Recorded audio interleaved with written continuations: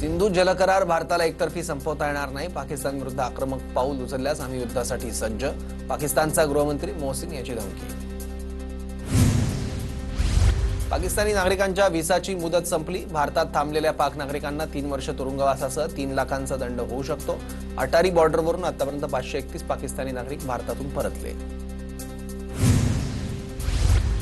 काश्मीरमध्ये मोठं combing operation सुरू. दहशतवाद्यांना मदत करणारे 446 पेक्षा जास्त लोक ताब्यात. गेल्या 2 दशकातील सर्वात मोठी कारवाई. श्रीनगरमधील चौर, पांडज, बेमिना, शालटेंग, लाल बाजार आदी भागांमध्ये सुरक्षा यंत्रणांकडून छापे. जम्मू काश्मीरच्या कुपवाडामध्ये अतिरेक्यांच्या गोळीबारात जखमी झालेल्या नागरिकांचा मृत्यू. कांडी खास भागात रसूल मगरे याच्या घरी दहशतवाद्यांनी केला होता गोळीबार. बिलावल भुट्टोने बोलण्याआधी विचार करावा, इतिहास वाचावा. भारताने पाकिस्तानचे 2 तुकडे केले होते. भाजप नेते सुकांता मजुमदार यांचं वक्तव्य.